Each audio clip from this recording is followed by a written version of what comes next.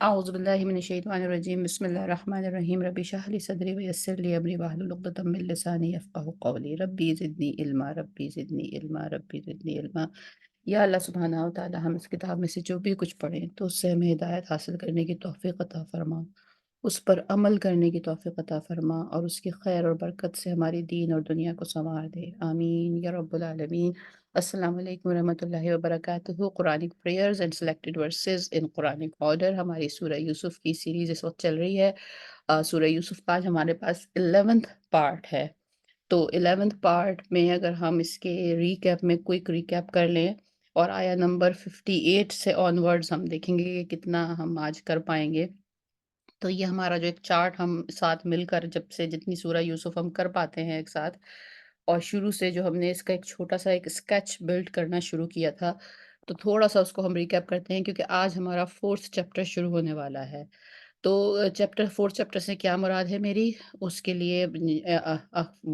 1 minute का या 2 minute का क्विक रिकैप। सूरह यूसुफ की जो पहली 3 आयतें हैं, वो इंट्रोडक्शन हो गया, एक तमहीद हो गई, अल्लाह सुब्हानहू तआला की कुल-लोरी बयान हो गई। उसके बाद हमने समझने के पॉइंट ऑफ व्यू से इस सूरह को 4 ग्रुप्स में यूँ समझ लीजिए आयात को, ताकि ये बात अगर कभी रेफ़रेंस भी देना होता है कि भई फ़लाँ आयत में फ़लाँ बात है, तो हमें ये ज़रा-सा याद रहे कि कौन-सी नंबर की आयतें किस जगह पे हैं, या ये कि अगर हम कहीं और पे कोई डिस्कशन सुन रहे हैं और बात हो रही है कि सूरह यूसुफ की आयत नंबर 50 में ये बात हुई है या 70 में ये बात हुई है, तो अगर थोड़ा-सा एक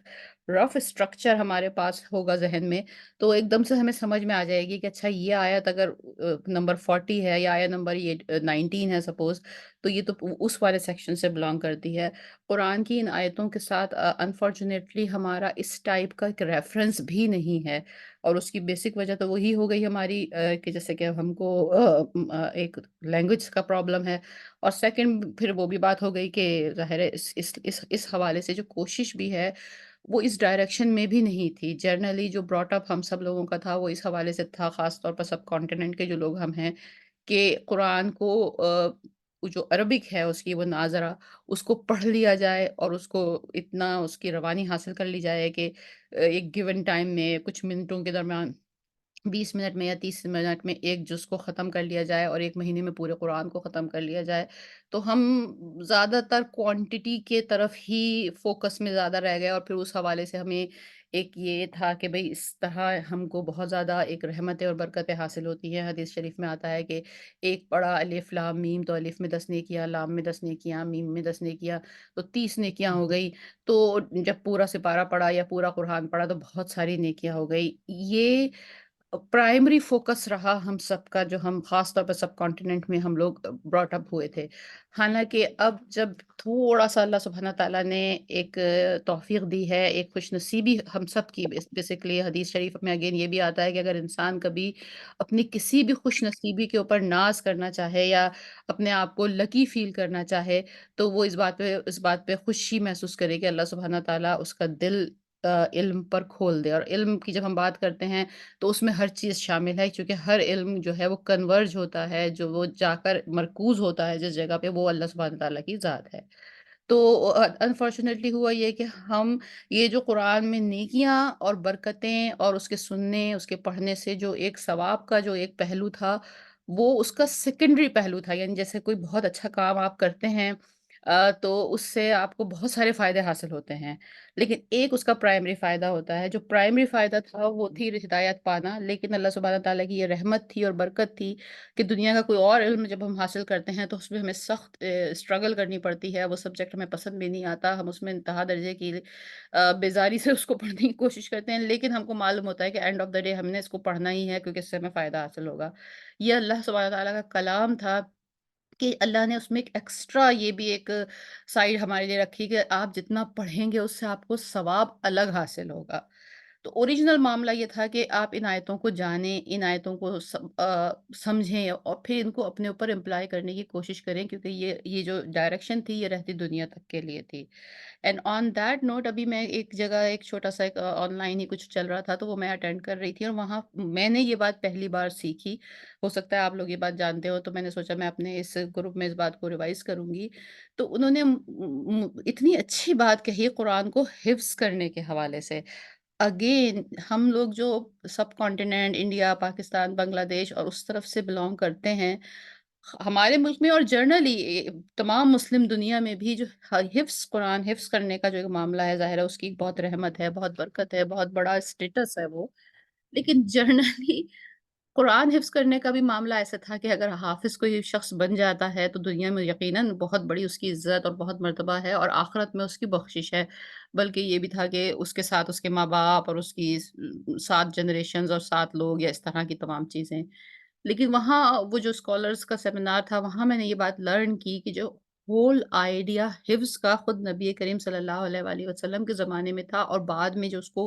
کنٹینیو کرنے کے لیے کہا گیا تھا، وہ اس لیے تھا کہ خیر نبی کریم صلی اللہ علیہ وسلم کے زمانے میں تو ظاہر ہے کتابت تھی ہی نہیں، وہاں تو اس وقت لکھی ہوئی کوئی چیز ہاتھ میں تھی ہی نہیں۔ بٹ جنرل آئیڈیا اس کا یہ تھا کہ جب آپ کو پورا کورس کور ٹو کور پتا ہے from page 1 to page last you know everything, تو قرآن میں جیسے کہ جو سیٹ اپ ہے، کوئی مضمون دوبارہ آتا ہے، کوئی آیت دوبارہ، کوئی قصہ دوبارہ ریپیٹ ہوتا ہے، کسی ایک ٹاپک کے اوپر دوبارہ نصیحت کی جاتی ہے، تو اگر ایک حافظ قرآن ہوگا تو اس کو یہ پتا ہوگا، کیونکہ اس کو پورا وہ قرآن یاد ہے سمجھداری کے ساتھ، پرووائڈیڈ دیٹ کہ سمجھداری کے ساتھ، تو وہ یہ بتا سکے گا کہ اچھا اچھا ہاں یہ والی اس ٹاپک پہ آیتیں وہاں پہ بھی ہیں، فلاں صورت میں بھی ہیں، فلاں صورت میں بھی ہیں، فلاں صورت میں بھی ہیں۔ یعنی کہ حفظ کرنے کا مقصد یہ تھا کہ چونکہ کتاب میں مختلف موضوع مختلف جگہ پہ ہیں، کسی ایک موضوع کا کوئی ایک اینگل ایک جگہ پہ ہے، کسی ایک موضوع کا کوئی اور اینگل کسی دوسری جگہ پہ ہے، تو ایک شخص کے پاس جب کلی نالج ہوگی، تھرو آؤٹ نالج ہوگی، تو اس کو یہ پتا ہوگا کہ حضرت موسیٰ کے قصے کی یہ بات یہاں ہے، دوسری بات سورہ قصص میں ہے، تیسری بات سورہ انبیاء میں ہے، چوتھی بات فلاں جگہ میں ہے، اور اب ہم اس کو ملا کے دیکھ سکتے ہیں۔ تو دا ہول آئیڈیا واز حفظ کا، جو حافظ بننے کا ہول آئیڈیا اس طرح مطلب یہ ہوا کہ ایک طرح سے ایک ریسرچ اسکالر بنانے کا آئیڈیا تھا۔ ایک آئیڈیا تھا کہ ایک شخص کی فل گرپ ہوگی اس کتاب کے اوپر اور وہ کسی بھی موضوع کو جو اس کتاب میں ڈسکس ہوا ہے، اس کلام میں ڈسکس ہوا ہے، اس کے ہر اینگل کو وہ اس کی فنگر ٹپس پہ ہوگا، اس کو جا کے پیچھے جا کے دوبارہ ریفرنس دیکھنے کی ضرورت نہیں ہوگی۔ اینڈ کیا آئرنی ہے اس بات کی کہ یہ تو مین مقصد تھا حافظ بننے کا، یہ تو مین مقصد تھا قرآن پڑھنے کا۔ لیکن آئرنی آپ یہ دیکھیے کہ اگر ہم بیک ہوم ہی میں جاتے ہیں اس حوالے سے کہ جہاں لوگ لینگویج بھی قرآن کی نہیں جانتے، اور وہاں آپ کو سب سے زیادہ ایسی محفلوں میں سب سے زیادہ اس بات پہ بحث ہوتی ہوئی نظر آئے گی کہ قرآن میں تو یہ ہے، یعنی آپ کو وہ لوگ اس بات پہ بحث کرتے ہوئے نظر آئیں گے جن کی عربک اسکالرشپ یا قرآن کی اسکالرشپ کے حوالے سے کوئی تعلیم اکیڈیمکلی بھی نہیں ہے، اور جرنلی بھی ان کی اپنی ذاتی کوشش کاوشوں سے بھی نہیں ہے، لیکن وہ آپ کو بڑی شد و مت کے ساتھ اور بڑی جذباتیت کے ساتھ اس بات پہ بحث کرتے نظر آئیں گے کہ فلاں بات قرآن میں ہے اور فلاں بات قرآن میں ہے، جو کہ اس بات کا بالکل الٹ ہے کہ جبکہ ان کو کوئی علم ہے ہی نہیں۔ تو پوائنٹ سارے اس سارے بیان کا پوائنٹ یہاں پہ یہ تھا کہ جب ہم کوئی یہ سورہ جیسے سورہ یوسف ہم نے پوری کمپلیٹ کی ہے، تو مطلب اس آیتوں کے ساتھ ہمارا یہ ریلیشن ہونا چاہیے کہ جب ہم کوئی ریفرنس کی بات کریں تو ہمیں ایک بات یہ یاد آ جائے کہ ہاں یہ وہاں تھی۔ جس طرح ہم میتھس، فزکس یا کوئی سائنس کو بڑے اسٹرکچرل لیول سے سمجھنے کی کوشش کرتے ہیں اور اس کا ہمارے پاس ایک ریفرنس ہوتا ہے، اس طرح ان آیتوں کا اگر ہمارے پاس ریفرنس باقاعدہ اسی سائنٹیفک طریقے سے ہو تو وہ پریکٹیکل لائف میں ہماری ہیلپ پر ہو سکتی ہیں، وہ ہماری ہر موقع پہ ہماری مدد کر سکتی ہیں، الا یہ کہ ہم قرآن کو صرف محض ایک دوسری زبان میں تلاوت کرنے والی ایک اجنبی کتاب سمجھیں۔ تو یہ ہول آئیڈیا ہے، تو اس حوالے سے ہم یہ بات کر رہے تھے کہ سورہ یوسف کو ہم نے اپنی سمجھ کے پوائنٹ آف ویو سے، کیونکہ سورہ یوسف ایک اسٹوری کی صورت ہے، ہر سورہ میں ہم یہ ڈویژن اس لیے نہیں کر سکتے ٹاپک وائز کہ وہاں وہ ٹاپک کی ترتیب ڈفرینٹ ہوتی ہے۔ سورہ یوسف ایک اسٹوری کی طرح ہے، ایک سیکوینشل ہے، تو اس کو ہم اس طرح ڈیوائڈ کر سکتے ہیں۔ ہم نے 3 اس کو سمجھنے کے پوائنٹ آف ویو سے 4 گروپوں میں ڈیوائڈ کیا تھا، اور پہلا ہمارے جو پہلی 4 سے لے کر 20 آیتیں ہیں وہ ان کنان، یعنی وہ کنان کی تمام تفصیلات ہیں وہاں پر موجود، اور آگے اس کی فردر جو اس کی آیتوں کی ڈویژن ہے وہ آپ اسکرین پہ دیکھ سکتے ہیں۔ سملرلی سیکنڈ گروپ ہمارا شروع ہوتا ہے آیت نمبر 21 سے آیت 35 تک، اور اس کو ہم نے اپنی آسانی کے لیے اس گروپس کو ہم نے نام دے دیا ہے ان ایجپٹ۔ یہ وہ وقت ہے کہ جب حضرت یوسف علیہ السلام کو کڈنیپ کر کے یوسف کے بازار میں لایا، مصر کے بازار میں لایا گیا، وہاں بیچا گیا، اور پھر وہ اپنے مالک کے گھر آئے اور وہاں جو کچھ ان کے ساتھ ہوا۔ اور جو چیپٹر 3 ہے وہ ان جیل ہم نے اس کا ٹائٹل رکھا ہے، اور وہ آیت نمبر 36 سے 53 تک ہے۔ یہ وہ سارا وقت ہے جو حضرت یوسف علیہ السلام نے جیل میں گزارا، اور ان کے ساتھ تمام جو واقعات پیش آئے۔ تو آج جو ہے ہم اس سورہ کا بیسیکلی لاسٹ گروپ اپنی سمجھ کے حساب سے چوتھا گروپ جو ہے وہ انشاء اللہ تعالیٰ شروع کرنے والے ہیں، اور اس گروپ کا میں نے نام دیا ہے، آپ بھی سجیسٹ کر سکتے ہیں کہ جیسے پہلا گروپ تھا in Canaan, and then second group تھا ان ایجپٹ، تھرڈ گروپ تھا in jail, and the fourth group is in power. یہ وہ مقام ہے جس کے لیے حضرت یوسف علیہ السلام کو اتنے مشکل اور اتنے دشوار گزار راستے سے گزارا گیا ہے۔ ان کو اپنے والد سے جدا ہونا پڑا، وہ اغوا ہوئے، اغوا ہو کے مصر آئے، مصر میں ان کی پہلے اس منسٹر کے گھر میں جو کچھ انہوں نے سیکھا، پالیٹکس سیکھی، سیاست سیکھی، ایک معاشرے کی وہ جو ایلیٹ کلاس کے ساتھ ڈیلنگ سیکھی، پھر وہ جیل گئے، وہاں انہوں نے جس طرح صبر اور اپنی ریاضت سے اپنی ایک کردار کو بنایا، اور اس کے بعد پھر اللہ سبحانہ تعالیٰ نے within a night, over a night ان کو جیل سے نکال کر ڈائریکٹلی تھرون تک پہنچایا، اور وہ اگلے ہی دن وہ فائنانس منسٹر کی حیثیت سے پورے مصر کے اوپر ان کی حکومت قائم ہوئی۔ So basically that's why I put the name here in power, کہ یہ آیتیں جو ہیں کہ جب وہ پاور میں آ گئے ہیں، اور یہی بیسکلی جو سورہ یوسف جہاں سے شروع ہوتی ہے کہ انہوں نے خواب دیکھا تھا کہ مجھے 11 ستارے اور سورج اور چاند سجدہ کر رہے ہیں، تو اب یہ وہ جگہ قریب آ گئی ہے، یہ ہے اس خواب کی مینیفیسٹیشن کا وقت آ گیا ہے۔ تو ان پاور آیا نمبر 58 سے آیا نمبر 101، ویسے تو ٹوٹل جو سورہ میں آیتیں ہیں وہ 111 آیتیں ہیں، 111، لیکن 111 کا پھر آخری جو 10 آیتیں ہیں وہ مطلب وہ جو کیا کہتے ہیں اسے سمرائز ہے، آخری جو ایک سمرائزیشن ہوتی ہے وہ ہے۔ تو اسٹوری جو ہے وہ آیا نمبر 101 تک حضرت یوسف علیہ السلام کی فنش ہو جاتی ہے۔ اگین تو اس کو بھی مزید سمجھنے کے لیے ہم سب پیراگرافس میں اگر چلے جاتے ہیں، تو ہم کو پتہ ہے کہ اس پورے قصے میں جب یہ حضرت یوسف علیہ السلام پاور میں آ جاتے ہیں اور عزیز مصر بن جاتے ہیں، فائنانس منسٹر بن جاتے ہیں وہاں پر، تو اس اسٹوری کے اس پورشن میں بیسیکلی جو جب ان کی ملاقات ہوتی ہے اپنے بھائیوں کے ساتھ، تو پہلی بار ان کے بھائی آتے ہیں جب وہ غلہ لینے کے لیے آتے ہیں، پھر دوسری بار وہ آتے ہیں جب وہ دوسرے بھائی کو ساتھ لے کے آتے ہیں، پھر تیسری بار آتے ہیں جب وہ ریکویسٹ کرنے آتے ہیں کہ جو ان کا بھائی ہے انہیں واپس کر دیا جائے، اینڈ دین دا فائنلی جو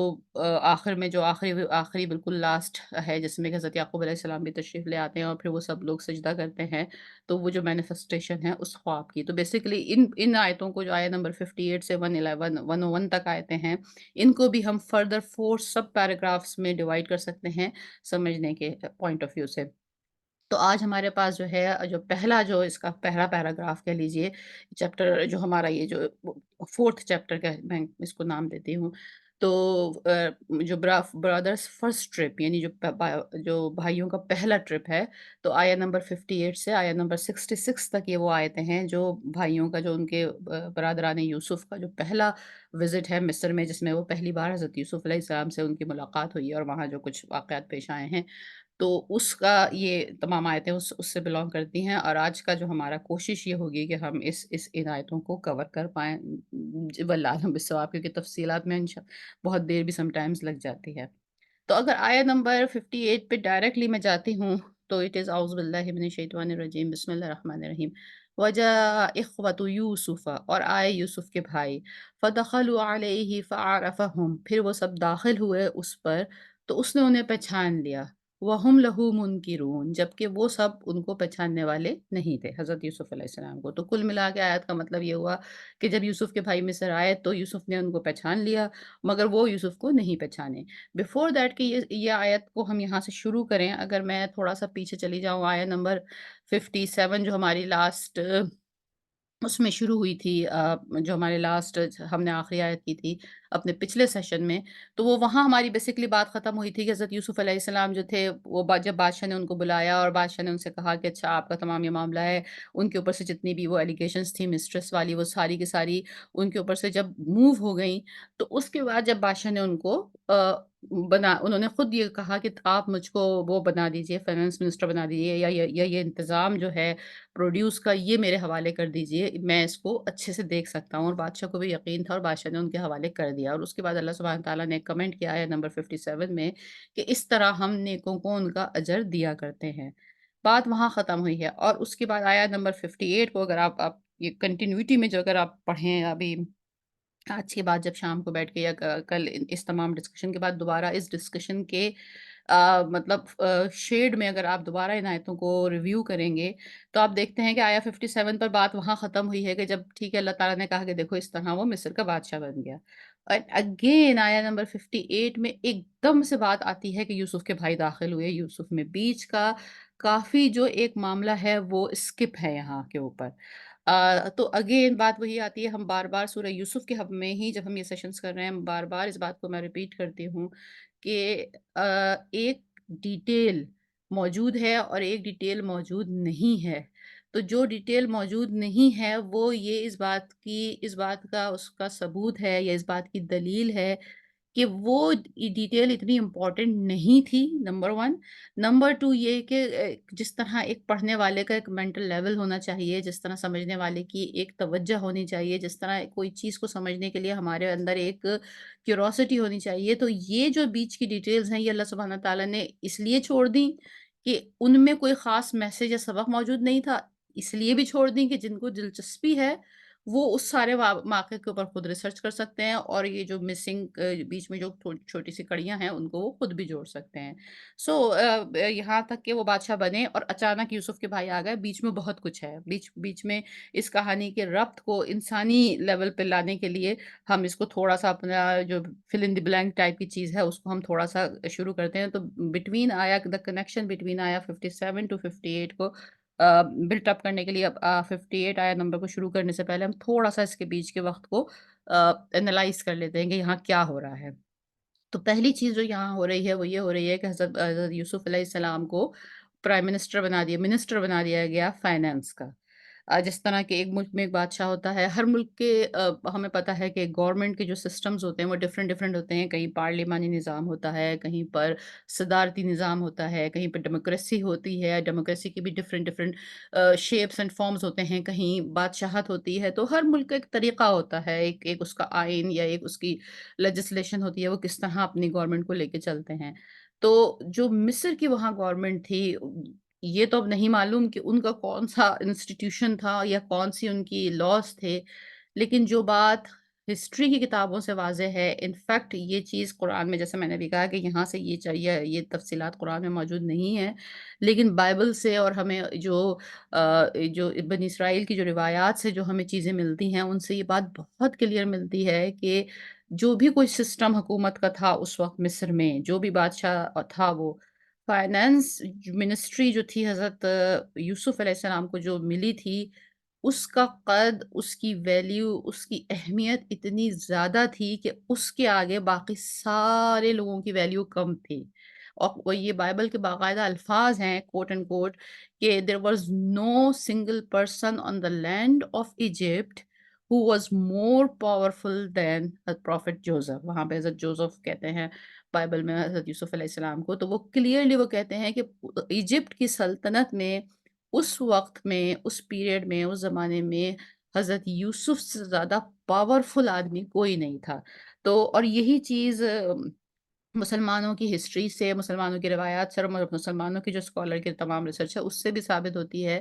کہ وہ جو بادشاہ بھی تھا، جو وہاں کا اس وقت کا کنگ بھی تھا، جو ملک جس کے لیے ورڈ یوز کیا ہے، تو وہ ملک جو تھا اس نے بھی حضرت یوسف علیہ السلام کو ادھر یا تو اس نے ساری کی ساری اختیارات حضرت یوسف علیہ السلام کو دے دیے تھے،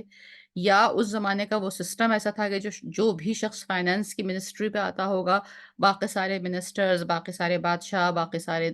پوری مشنری آف دا گورنمنٹ جو ہے وہ اسی کے انڈر ہوتی ہوگی، یا وہ خود حضرت یوسف علیہ السلام کی پرسنالٹی ایسی تھی کہ اس کو اتنا یقین ہو گیا حضرت یوسف علیہ السلام پر کہ یہ اتنے قابل بھی ہیں، he has the command on his work, جو پروفیشنلٹی چاہیے ہے اس وقت کے لیے، and also he is very very honest, جو انہوں نے پچھلی آیت میں کہا بھی ہے، بادشاہ کے جو الفاظ ہم نے آیا 56 میں پڑھے تھے کہ وہ مکین بھی تھا اور امین بھی تھا۔ مکین مینس ہی ہیز نون کہ اس کو کیا کرنا ہے، اور امین مین کہ وہ آنےسٹ بھی ہیں۔ تو فار واٹ ایور ریزن، چاہے وہ اس ملک کے سسٹم کی وجہ ہو، چاہے وہ حضرت یوسف علیہ السلام کی قابلیت کی وجہ ہو، یا اس بات کی وجہ ہو کہ بادشاہ نے ان کو بہت زیادہ پسند کیا ہے، واٹ ایور ریزن بھی ہو، وہ کیا ہے کہ وہ حضرت یوسف علیہ السلام کو اس وقت مصر کے سرزمین پر بالکل کلی اختیار حاصل تھا۔ سو مچ سو کہ بادشاہ بھی جب کوئی بات بادشاہ کے پاس لائی جاتی تھی ڈسپیوٹ کے لیے تو وہ کہتے تھے، وہ ریفر کرتے تھے حضرت یوسف علیہ السلام کو کہ تم یہ جا کے یوسف سے پوچھ لو، کیونکہ اس کو یہ یقین تھا کہ یوسف مجھ سے زیادہ وزڈم رکھتے ہیں، وہ مجھ سے زیادہ اچھا فیصلہ کریں گے علیہ السلام۔ تو یہاں تو ایک چیز یہ ہو رہی ہے جو آیت نمبر 57 اور 58 کے بیچ میں جو ایک دم جمپ ہے کہ پڑھنے والا جب پڑھتا ہے کہ بادشاہ نے کہا کہ اچھا ٹھیک ہے اب تم بادشاہ بن جاؤ، اور اللہ سبحانہ تعالیٰ نے فرمایا کہ ہاں بھئی ہم نے اس طرح ان کو عزت عطا فرمائی، اور اگلے ہی آیت میں آ رہی ہے کہ ان کے بھائی آ گئے تو ایسا محسوس ہو رہا ہے ود ان نیکسٹ منٹ یہ سب کچھ ہو رہا ہے۔ نو اٹس ناٹ لائک دیٹ۔ یہ ایک پورا ایک سین ڈیولپ ہو رہا ہے۔ حضرت یوسف علیہ السلام کو منسٹری کا چارج دیا گیا، پورے ملک میں اناؤنس کر دیا گیا کہ اب یہ فائنانس منسٹر ہیں، اور جس طرح سے بادشاہ کا ان کے اوپر ٹرسٹ تھا، جس طرح سے بادشاہ ہر معاملے کے لیے ان کی طرف ریفر کرتا تھا، تو اینڈ آف دا ڈے جو سلطنت کے تمام وزراء، امیر، وزیر اور جو بھی کام کرنے والے ہیں ان کو بھی پتہ چل گیا کہ ہمیں حضرت یوسف علیہ السلام کے حکم کی عدولی نہیں کرنی۔ اگر ہم بادشاہ سے تو ہم شاید بچ جائیں، لیکن حضرت یوسف علیہ السلام کا حکم نہ مان کر ہم مشکل میں پھنسیں گے۔ سو ایوری ون از جو تھا وہ فرما بردار تھا، اوبیئر تھا حضرت یوسف علیہ السلام کا۔ He was in total control. تو بیسیکلی یہ تھوڑا سا ایک کیا کہتے ہیں، ایک تھوڑا-سا ایک اکیڈیمکلی ڈفرنس آتا ہے کہ کہیں پہ وہ یہ کہہ دیا جاتا ہے کہ حضرت یوسف علیہ السلام کو مصر کا بادشاہ بنا دیا گیا تھا۔ تو فگریٹیولی یہ بات کہنا اس لحاظ سے ٹھیک ہے کہ وہ ان کا ڈیزگنیشن تو بادشاہ والا نہیں تھا، اس زمانے میں وہ ایک بادشاہ وہاں موجود تھا، کیونکہ اگر ہم ہسٹری میں جائیں گے تو ہمیں ہسٹری میں کہیں حضرت یوسف علیہ السلام کا نام نظر نہیں آئے گا ایز اے اس لسٹ میں جس میں کہ مصر کے بادشاہوں کا ذکر ہے۔ مصر کے بادشاہوں میں فرعون کا وہ ایک بہت لمبا چوڑا ذکر ہے، اور یہ جو بیچ میں جس زمانے میں حضرت یوسف علیہ السلام جس بادشاہ کے ساتھ ڈیل کر رہے ہیں، بیسیکلی ان سے پہلے بھی فرعون تھے اور ان کے بعد بھی فرعون تھے۔ یہ بیچ کا کچھ زمانہ ایسا تھا کہ یہ جو پرٹیکولر بادشاہ ہے ان کو ہکوکس کہتے ہیں، یہ ہکوکس سیریز کے بادشاہ تھے، اور یہ کہیں باہر سے، یہ خود بھی کہیں باہر سے آئے تھے کئی سو سال پہلے، اور انہوں نے وہاں کے جو نیٹو لوگ تھے، جو فرعونی لوگ تھے، ان کو شکست دے کر وہاں پر اپنی حکومت قائم کی تھی۔ تو یہ چند سو سال ہی کی حکومت تھی جس زمانے میں حضرت یوسف علیہ السلام نے وہاں فلرش کیا ہے۔ اس کے بعد پھر وہ آہستہ آہستہ آہستہ وہاں کے نیٹو لوگ ہی دوبارہ واپس آ گئے اور انہوں نے وہ فرعون کی سلطنت بنا دی، اور پھر فرعون ڈائنیسٹی چلتی رہی، اور یہی لوگ جو حضرت یوسف علیہ السلام کی نسل کے لوگ وہاں آباد ہو گئے تھے۔ شروع میں تو وہ ظاہر ہے وہ the person who has total power اس کے وہ رشتہ دار تھے، تو شروع کے کچھ 100 سالوں تک تو وہ سب لوگ بہت پاور میں رہے، لیکن پھر آہستہ آہستہ آہستہ آہستہ وہ سب ڈیگریڈ ہوتا گیا، اور آخر میں پھر ہم وہ اسٹوری پڑھتے ہیں جہاں حضرت موسیٰ علیہ السلام کی اسٹوری شروع ہوتی ہے۔ تو حضرت موسیٰ علیہ السلام جس بنی اسرائیل کو لے کر مصر سے نکلے ہیں اور انہوں نے دریا کراس کیا ہے اور وہ فرعون ڈوبا ہے، وہ بنی اسرائیل انہی حضرت یوسف علیہ السلام کے بھائی اور ان کی اولادیں ہیں جو اب یہاں ٹوٹل پاور میں آباد ہو رہے ہیں۔ So one thing is happened over here, یہاں پر کہ حضرت یوسف علیہ السلام کو ایک فل ایکسیپٹنس مل گئی پورے مصر میں، سب انہیں جان گئے، سب نے انہیں پہچان لیا۔ تو اگر اس کو ہم کہیں کہ دا رین آف یوسف علیہ السلام، یعنی حضرت یوسف علیہ السلام کا زمانہ، تو غلط نہیں ہوگا۔ ہاں لیکن ہسٹوریکلی اگر آپ ہسٹری میں چیک کریں جا کے کہ کہ مصر میں کتنے بادشاہ گزرے ہیں، تو اس میں آپ کو حضرت یوسف علیہ السلام کا نام شاید نہ نظر آئے، لیکن یہ کنٹراسٹ نہیں ہے، بلکہ یہ تھوڑا سا اس میں یہ صرف یہ ڈفرینس ہے کہ بادشاہ کوئی اور تھا لیکن طاقت ان کے پاس تھی ساری، ان کا حکم چلتا تھا اور یہی ہر چیز کو ہینڈل کرتے تھے۔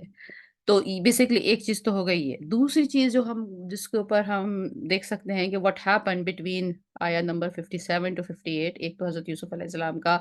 یوں کہنا چاہیے راج قائم ہو گیا۔ Second is that the best of the system حضرت یوسف علیہ السلام نے جیسے ہم دیکھتے ہیں آیا پیچھے کہا تھا بادشاہ سے کہ مجھ کو آپ یہ منسٹری یا یہ کام یہ مجھ کو دے دیجئے اور میں اس کو ٹیک کیئر کروں گا۔ تو وہ یہاں ایک ثبوت نظر آتا ہے، بہت سارے اسکالرس کا اس پہ ایک ڈسکشن ہے کہ حضرت یوسف علیہ السلام نے خود کو پیش کیا وزارت کے لیے، خود کو پیش کیا منصب کے لیے، جبکہ اللہ کے لوگ جو ہوتے ہیں وہ تو دنیا کی طرف توجہ نہیں کرتے، یہاں تک کہ بادشاہ خود ان کو جا کے کہتے ہیں آپ ہمارے امیر بن جائیں، وزیر بن جائیں، but they don't care about it, ان کو پیسے کی ضرورت نہیں ہوتی، انہیں کسی رتبے کی تمنا نہیں ہوتی۔ But the thing is that یہ ہمیں سمجھنے کی ضرورت ہے کہ حضرت یوسف علیہ السلام کو بہت اچھی طرح سے یہ اندازہ تھا کہ کتنی سخت مصیبت آنے والی ہے، اور ان کو یہ بھی اندازہ تھا کہ اس مصیبت کو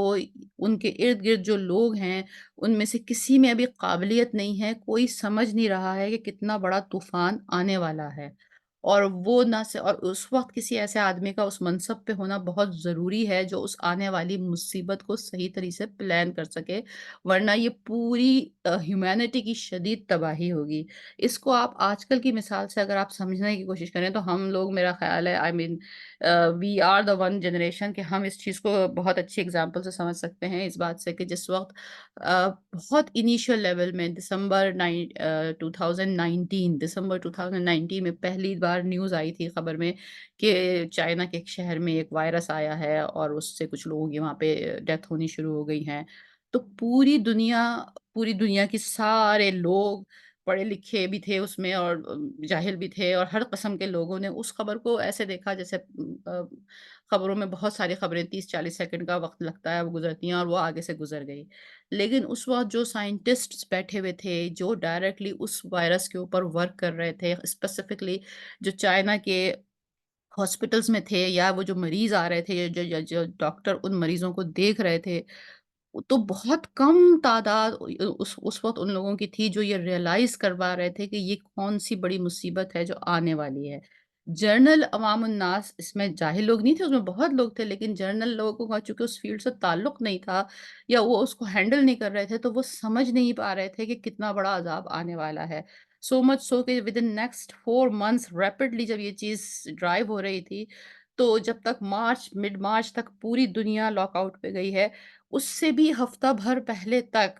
انکلوڈنگ اس ہم میں سے کسی کو یہ فورکاسٹ نہیں تھی کہ what's gonna happen and how serious it is. تو اس وقت جو کچھ ڈاکٹرز یا کچھ انجینئرز یا وہ کچھ سائنٹسٹ جو یہ سمجھ رہے تھے یہ کیا ہے obviously ان کا لیول اور مینٹل لیول کچھ اور تھا۔ انفیکٹ اگر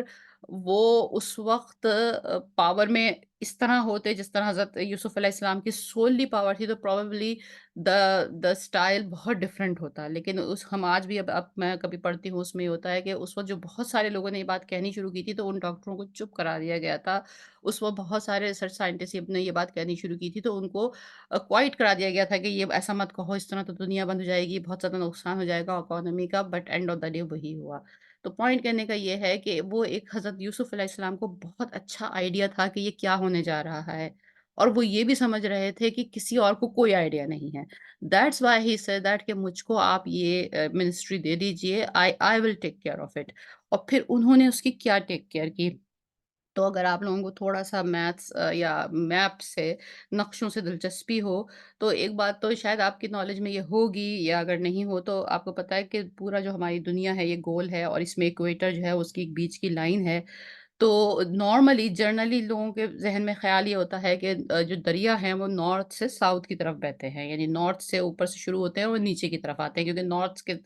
جب ہم کہتے ہیں نارتھ تو ہمارے ذہن میں اوپر کا ایک تصور آتا ہے اور جب ہم کہتے ہیں ساؤتھ تو ہمارے ذہن میں نیچے کا ایک تصور آتا ہے تو جنرلی دریا پانی جو ہے ظاہر ہے وہ اوپر سے نیچے کی طرف آئے گا تو ایک جنرل کانسیپٹ ہے۔ پھر جب یہ بات کی جاتی ہے کہ دریائے نیل جو ہے جو کہ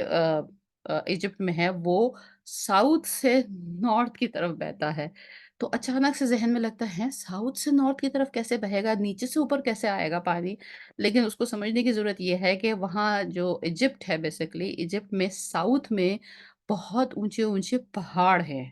تو ساؤتھ کا تو مطلب ہو گیا دنیا میں تو وہ نیچے کی طرف ہیں لیکن ان دا لینڈ آف ایجپٹ ایک ایجپٹ کا جو ملک ہے جیسے امریکہ ایک پورا ملک ہے تو ایجپٹ ایک جو پورا ملک ہے تو اس میں جو پہاڑی علاقہ ہے یعنی جس کی ایلیویشن زیادہ اونچائی پہ ہے وہ اس کے جنوب میں ہے ساؤتھ میں ہے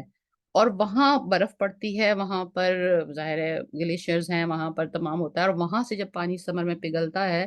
تو وہ پھر نارتھ کی طرف بہتا ہے اور نارتھ کی طرف بہتا ہوا دریائے نیل پورے مصر کو کراس کرتا ہوا میڈیٹیرین سی میں آ کے گرتا ہے۔ تو یہ تو بیسکلی بات ہے کہ لوگ کہتے ہیں کہ چونکہ دریائے نیل شاید جنت کا جو وہ ہے کہ 2 دریا جنت سے آتے ہیں نیل اور فرات تو یہ شاید جنت کا دریا ہے اس لیے یہ بڑا کوئی معجزہ ہے کہ وہ ساؤتھ سے نارتھ پہ جا رہا ہے معجزے کی بات نہیں ہے بات سمپل یہ ہے کہ وہاں ساؤتھ اونچا ہے اور نارتھ نیچا ہے تو اس وجہ سے وہ ملک اس طرح اس کی ڈھلان اس طرح سے ہے کہ وہ پانی اوپر سے نیچے کی طرف بہہ رہا ہوتا ہے تو اگر ہم دریائے نیل کا پورا ایک ہزاروں سال کا پیٹرن چیک کرتے ہیں تو اس میں یہ بات بالکل کلیئر ہے کہ دریائے نیل میں ہر سال سیلاب آیا کرتا تھا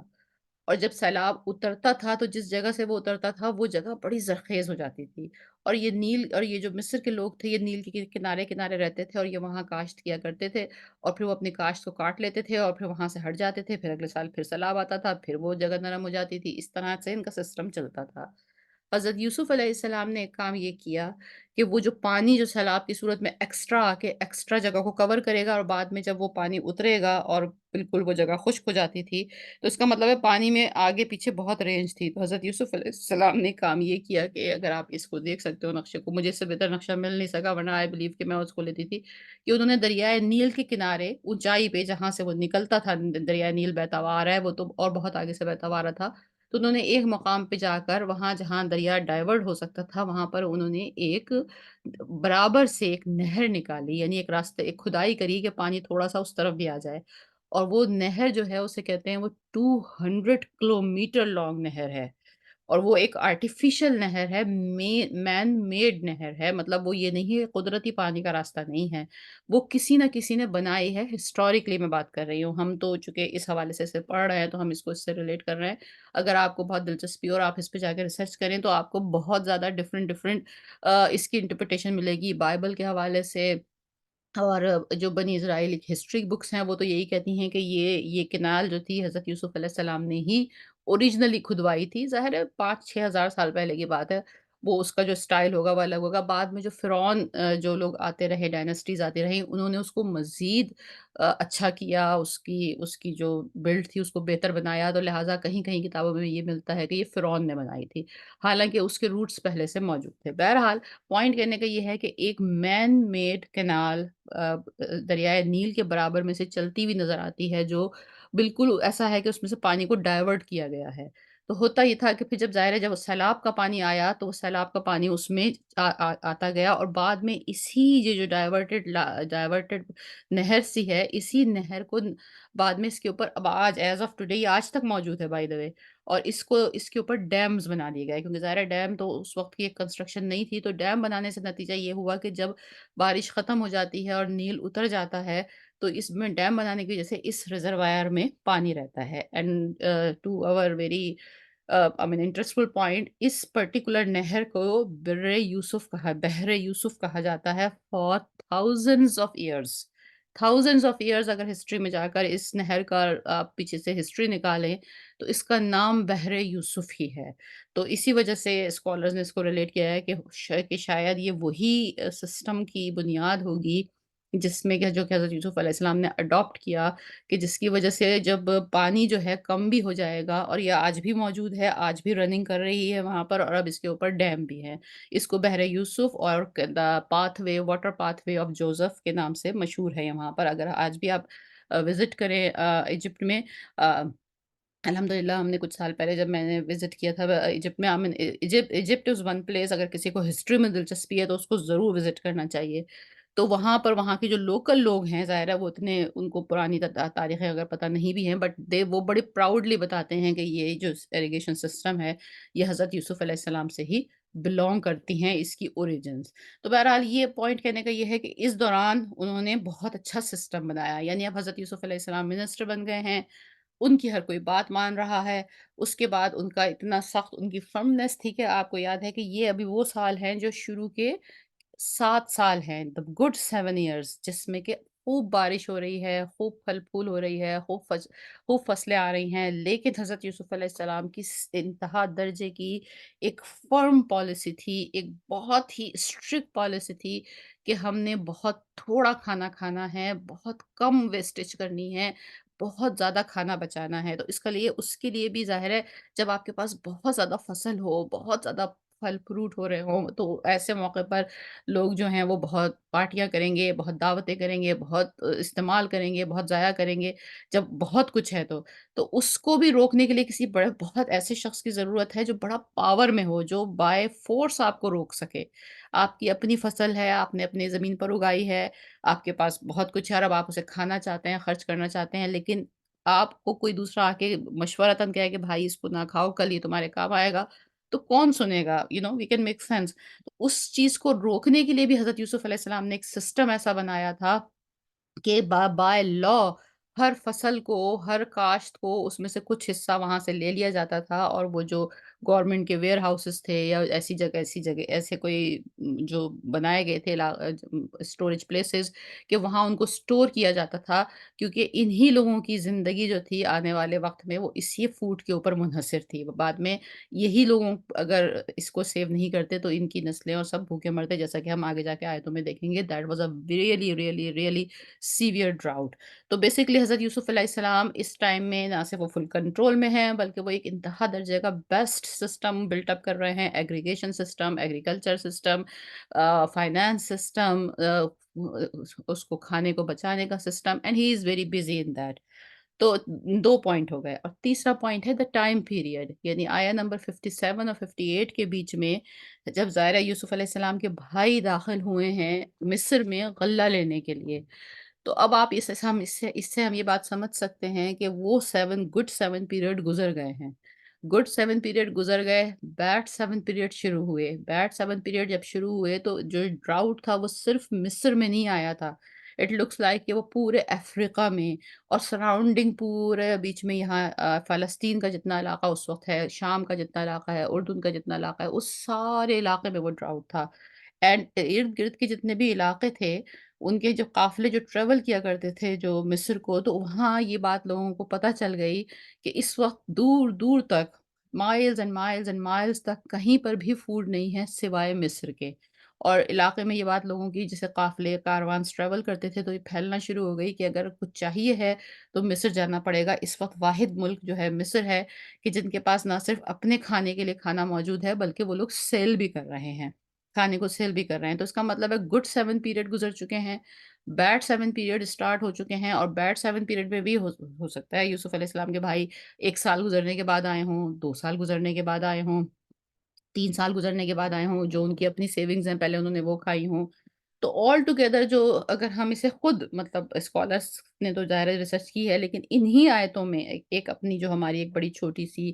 ایک عام سی ہماری سوچ ہے، اس حوالے سے بھی اگر ہم تھوڑا سا میتھ کریں یہاں پر انہی آیتوں کو لیتے ہوئے، تو ہم یہ سمجھتے ہیں کہ پہلی آیت وہ تھی جو بتا رہی ہے کہ حضرت یوسف علیہ السلام جو تھے، وہ ان کے لیے جو لفظ غلام یوز کیا گیا ہے، جس وقت ان کو کنویں میں دھکا دیا گیا تھا، تو ان کی ایج لمٹ جو ہے 7-8 کے قریب یوز ہوتی ہے، کیونکہ وہ جو ورڈ یوز کیا گیا ہے وہ ان کے لیے، وہ غلام کا ورڈ، تو غلام جو عربی میں ہے وہ 10 سال سے نیچلے بچے کو کہتے ہیں۔ تو اس کا مطلب یہ ہوا کہ وہ قریباً 7-8 سال کا اندازہ ہے اسکالرس کا، کہ وہ اس عمر میں رہے ہوں گے جس وقت ان کو وہاں پر دھکیلا گیا۔ پھر اس کے بعد جب عزیز مصر کے ہاں وہ تمام واقعات ہوئے مسٹرس والے، اور اس میں وہ آیت وہاں کہتی ہے کہ جب وہ جوانی کی حدود تک آ گئے، جب وہ بالغ ہو گئے، تو بلوغت کی جو ایج ہے وہ ٹین ایجز میں آ کر انسان کسی وقت ہم اس کو ایک بہت اوپن رینج رکھے تو ٹین ایجز میں ہو جاتا ہے، یعنی کہ 13 سال سے لے کر 18 سال تک کے بچے کو یا 19 سال تک کے بچے کو، تو اگر ہم میڈیوکر بھی اس کو تصور کر لیں، ہم ایک بال پارک آئیڈیا کی بات کر رہے ہیں، 16 سال بھی اگر ہم کر لیں، 8 سال کی عمر میں آپ کو اگر ڈراپ کیا گیا وہاں، تو اس کا مطلب ہے 8 سال یا 9 سال آپ نے عزیز مصر کے گھر میں گزارے۔ اس کے بعد آپ کو جیل میں ڈال دیا گیا۔ جیل میں کچھ وقت لگا ہوگا جب ان قیدیوں نے آپ سے بات چیت کی ہوگی اور آپ سے خواب کی تعبیر پوچھی ہوگی، اور پھر اس میں سے جو قیدی بچ گیا تھا، اس سے جب حضرت یوسف علیہ السلام نے کہا کہ تم میرا ذکر کرنا اپنے بادشاہ سے، تو وہ جو آیت ہے وہاں وہ الفاظ استعمال ہوئے ہیں بضع سنین، مطلب وہ شخص بھول گیا بادشاہ سے ذکر کرنا، اور حضرت یوسف علیہ السلام نے مزید سال گزارے۔ کتنے سال گزارے؟ بضع سنین۔ بضع سنین کا ورڈ سنگولر ایئرس کے لیے یوز ہوتا ہے، بٹوین 6 to 9، تو یعنی 9 سے 6 سال، وہ 6 سے 9 سال وہ ہو گئے ہیں۔ تو اگر ہم اس کو بھی ایک ایوریج کر لیں کہ 8 سال اس کو 8 سال یا 9 سال اس کو لگا لیں، تو 8 سال یہ اور 8 سال وہ، سپوز 16 سال تو یہ ہو گئے، اور اس کے بعد 7 سال ڈراؤٹ کا زمانہ ہو گیا، تو 24 سال یہ ہو گئے، اور اس میں مزید اگر ہو سکتا ہے ان کے بھائی 2-3 سال بعد آئے ہوں، تو بال پارک آئیڈیا، یعنی بغیر کسی اسکالرس کی تفسیر کو جانے اور ان کی بہت ڈیپ اسٹڈی کو پڑھے بغیر، ہم ڈائریکٹ بھی ان آیتوں کی جو اس کے اندر جو نشانیاں موجود ہیں ان سے تقریباً اندازہ لگا سکتے ہیں کہ this whole time period is between somewhere 26 year to 33 years around somewhere, اور یہی اسکالرس بھی اسی جگہ پہ آتے ہیں کہ 30-33 سال کا یہ وقت ہے جو کہ گزرا ہے۔ اسی لیے کہتے ہیں کہ جب حضرت یوسف علیہ السلام کی ملاقات ہوئی ہے حضرت یعقوب علیہ السلام کے ساتھ، تو مطلب ان کی عمر 40 سے اوپر کی تھی، یعنی کہ ظاہر ہے 8 سال وہ اور 30-33 سال کے بعد بیچ کا عرصہ گزر گیا، تو وہ 8 سال کا بچہ جو تھا وہ 40 سال کراس کر چکا تھا۔ تو this is the whole story of time period, لیکن آیا نمبر 57 سے جو 58 کے بیچ کا جو واقعہ جو وقت ہے، یعنی جیل سے باہر آنے میں اور بھائیوں سے ملنے کے دوران another 9 years we can say safely کہ یہ وہ ٹائم ہے کہ جس میں انہوں نے تمام سسٹم ڈیولپ کیا، وہ ملک کے بادشاہ بن گئے، وہی تخت پہ بیٹھے ہوئے ہیں، وہی سب سے مل رہے ہیں، وہی فارن منسٹر بھی لگ رہے ہیں کہ آنے جانے والے ڈیلیگیشن سے بھی وہی مل رہے ہیں and every thing like that. تو یہ وہ پارٹ آف دا سورہ یوسف ہے جو کہ اللہ سبحانہ تعالیٰ نے ہمارے لیے چھوڑا تھا کہ ہم خود اس کو سمجھیں، پڑھیں اور اس کی روشنی میں اب ہم آگے بڑھیں گے، اور اب ہم آیا نمبر 58 کو شروع کریں گے۔ وجاء اخوۃ یوسف، اور آئے یوسف کے بھائی۔ تو اب ہم جب آیا 58 کو، جیسے میں نے ابھی تھوڑی دیر پہلے ابھی یہ تمام ڈسکشن سے پہلے آپ کے سامنے رکھا تھا، تو اب ہمارے پاس بڑا کلیئر ایک ذہن ہے کہ ایک مصر ہے، اس میں بڑی زبردست ایک حکومت ہے۔ آج کل کے حساب سے آپ سوچئے کوئی ایسا ملک جس کی اکانومی بڑی اچھی ہے، بڑا اچھا سسٹم ہے اس کے ہاں، اس کی ظاہر ہے جب ایک ایسا سسٹم ہوتا ہے کہ جب یہ ڈراؤٹ شروع ہوتا ہے اور ڈراؤٹ میں مطلب لوگ ڈیسپریٹ ہونے لگتے ہیں، تو اس میں ضرورت اس بات کی بھی ہوتی ہے کہ وہاں لا اینڈ آرڈر صحیح سے مینٹین کیا جائے تاکہ چوری چکاری نہ بڑھے۔ تو باقی سارے سراؤنڈنگ کنٹریز تو بہت بری حالت میں ہیں، وہاں پہ قحط ہو رہا ہے، وہاں کھانے کو چیزیں ختم ہو رہی ہیں، لوگ ایک دوسرے کو مار رہے ہیں، ایک دوسرے کی چیزیں چرا رہے ہیں، ان کی گورنمنٹس کلیپس ہو رہی ہیں، ان کی اکانومی کلیپس ہو رہی ہے، وہ سارا کیوس جاری ہے وہاں پر۔ اس کی بنسبت مصر ایک ایسا ملک ہے کہ جہاں پورا سسٹم ہے، وہاں کون اندر آ رہا ہے، کون باہر جا رہا ہے، ایک ملٹری بھی ہے، یعنی ہر چیز کا system very well defined, very synchronize way میں چل رہا ہے۔ تو وجاء اخوۃ یوسف، تو پھر جب آئے یوسف کے بھائی، فدخلوا، پھر وہ سب داخل ہوئے۔ تو اگر ہم یہیں پہ رک جائیں، اسی سیگمنٹ پہ رک جائیں، وجاء اخوۃ یوسف، تو اس سے تو بات یہ سمجھ میں آئی کہ وہ یوسف کے بھائی آ گئے، یوسف کے بھائی آئے۔ تو یہاں لفظ یوز نہیں کیا، لیکن بیسیکلی کہنے کا مطلب یہ ہے کہ یوسف کے بھائی مصر آئے، the country of ایجپٹ آئے، وہ جہاں رہتے تھے کنعان میں، کنعان سے مصر آئے۔ پھر جب وہ آ گئے تو آنے کا مطلب داخل ہونا ہی ہوتا ہے، لیکن اس کے بعد پھر دوبارہ لفظ آیا ہے فَدَخَلُوا عَلَيْهِ، پھر وہ داخل ہوئے اس پر یہ علیہ ہی جو ہے حضرت یوسف کی طرف اشارہ ہے، یعنی وہ حضرت یوسف کے پاس آئے۔ تو اب آپ سمجھ سکتے ہیں کہ اگر اس زمانے کو ٹھیک ہے، اس زمانے میں آج کل کی ملینز اینڈ ملینز کی آبادی تو نہیں ہوگی، بٹ جو بھی کچھ ہے وہ ایک بڑا کنٹری ہے، اور اس بڑے کنٹری میں بھی جو لوگ باہر سے اس وقت غلہ خریدنے کے لیے یا فوڈ لینے کے لیے آ رہے تھے، تو وہ ڈائریکٹلی تو سیدھے کے سیدھے گھستے کے ساتھ ہی حضرت یوسف کے پاس نہیں پہنچ جاتے ہوں گے۔ وہاں پورا ایک سسٹم ہوگا، پورا ایک چیز ہوگی، یا تو یہ ہے کہ وہاں پر جو فورن سے جو لوگ فوڈ لینے کے لیے آ رہے ہوں، یا باہر کے ملکوں سے جو لوگ آ رہے ہوں، ان کے لیے ایک سسٹم الگ ہوگا، امیگریشن سسٹم جیسے ہمارے یہاں ہوتا ہے، اور جو لوکلز ہیں ان کے لیے ایک سسٹم الگ ہوگا۔ تو کیا پتہ یہ ہو کہ بھئی جو بھی لوگ آ رہے ہیں باہر سے، ان کو حضرت یوسف علیہ السلام کے پاس پیش ہونا پڑتا ہو، وہ ان کی جانچ پڑتال کرتے ہوں، یا پہلے سے ان کی جانچ پڑتال ہو جاتی ہو، ان کا ایک فارمیلٹی ہوتی ہو کہ انہیں حضرت یوسف علیہ السلام سے ملنا ہے، so that he will give the final orders کہ ہاں ان کو فوڈ دے دیا جائے یا نہ دیا جائے۔ یا کچھ اسکالرز نے اس کے لیے یہ بھی بیان کیا ہے کہ جب وہ آئے تو اس وقت کے لحاظ سے ایک یہ رول بنا دیا گیا تھا کہ ہر ایک اڈلٹ کو ایک کیمل آف فل کھانا دیا جائے گا، یا فوڈ، غلہ، چاول، اناج جو بھی کچھ ہے وہ دیا جائے گا۔ اور انہوں نے آ کے وہاں یہ بحث کی کہ ہم آئے تو 10 ہیں، لیکن ہمیں 12 اونٹ ہمیں کے برابر ہمیں غلہ چاہیے۔ ایک ہمارے باپ ہیں جو بہت بوڑھے ہیں اور جو بہت ضعیف ہو چکے ہیں، وہ ٹریول نہیں کر سکتے، اور ایک ہمارا بھائی ہے جو کہ ہمارے ساتھ نہیں آیا۔ اب بھائی کی کیا ایج ہوگی کہ وہ نہیں آیا، کیونکہ اگین جو ایک جرنل بغیر اس کے کہ آپ بہت ریسرچ اس کے متعلق اسکالرس کے پڑھیں جو کہ انہوں نے کی ہے اور بہت ٹائم اسپینڈ کیا ہے کہ وہ کیا سسٹم رہا ہوگا جو یہ آیت پیچھے سے بیک گراؤنڈ میں بیان کر رہی ہے، کہ جس کے تحت وہ ایسا سچویشن کریٹ ہوئی کہ یوسف کے بھائیوں کو حضرت یوسف علیہ السلام کے سامنے پیش کرنا پڑا۔ تو جرنل اسکالرس کی رائے یہ ہے کہ ایک آدمی کو ایک اونٹ کے برابر خوراک ملتی تھی، اور وہ اس کی فیملی یعنی اس کی بیوی اور اس کے بچے اس میں انکلوڈ ہوتے تھے، تو عورتوں کو اور بچوں کو آنے کی ضرورت نہیں تھی، نہ ان کی کاؤنٹنگ تھی، بلکہ ایک آدمی آیا تو وہ ایک کیمل کو لے گیا، تو اور بوڑھے اور عورتیں اور بچے اس میں شامل نہیں تھے۔ تو جب یہ یوسف علیہ السلام کے بھائیوں نے یہ کہنا شروع کیا کہ ہمارے والد جو ہیں وہ بھی مطلب وہ چلنے سے وہ ڈلا کیونکہ وہ اتنے بیمار ہو گئے ہیں، ان کی بینائی چلی گئی ہے، وہ چلنے سے قاصر ہیں، لہٰذا ہو چکے، لیکن but he is also a male member of the house, لہٰذا ان کے لیے بھی ایک اونٹ کے برابر خوراک دی جائے، اور پھر ہمارا بھائی بھی ہے، تو اس کا مطلب ہے وہ بھائی بچوں میں شمار نہیں تھا۔ اور اگین اس میں اسکالرز کا کہنا یہ ہے کہ حضرت یوسف علیہ السلام کو جس وقت کنویں میں دھکیلا گیا اور دھکا دیا گیا، تو حضرت بنیامین کی عمر اس وقت 2 سال یا 3 سال یا بہت چھوٹی ایج تھی۔ اتنی چھوٹی ایج کہ ان کو خود بھی اپنا بڑا بھائی شکل کے حساب سے یاد نہیں تھا، لیکن حضرت یعقوب علیہ السلام کے ذکر میں اور حضرت یعقوب علیہ السلام کے دکھ میں وہ بچپن سے وہ بھائی یہ دیکھتے ہوئے ہی بڑا ہوا تھا کہ اس کا ایک سگا بھائی تھا جو کھو گیا ہے، اور باپ اس کے ہر وقت اس کی فکر میں روتے رہتے ہیں۔ تو اس وقت ظاہر ہے اگر جیسا کہ ہم نے ابھی تھوڑا-سا ایک رف حساب لگایا کہ قریباً 33 ایئرز اٹس بین 33 ایئرز کا ٹائم ہو چکا ہے۔ تو پھر اگر اس میں تو ظاہر ہے وہ بنیامین بھی اب اتنا تو بڑا ہو چکا ہے کہ وہ ایک ایڈلٹ ہے، لیکن وہ ساتھ نہیں آیا۔ تو یہاں پر اس کا مطلب ہے کہ کسی اگر وہ ایڈلٹ ہے آپ کا بھائی تو اسے آپ ساتھ لے کر آئیے۔ تو اسکالرز کا خیال یہ ہے کہ وہ بھی لیٹ 20s میں ہی تھا بنیامین، لیکن جس وقت حضرت یوسف علیہ السلام کے باقی بھائیوں نے اپنے گھر کے مالی حالات سے فائنینشیل کرائسس سے پریشان ہو کر ٹریول کیا ہے مصر کے لیے، ایجپٹ کے لیے کہ ہم جائیں اور خوراک لے کر آئیں، فوڈ لے کر آئیں،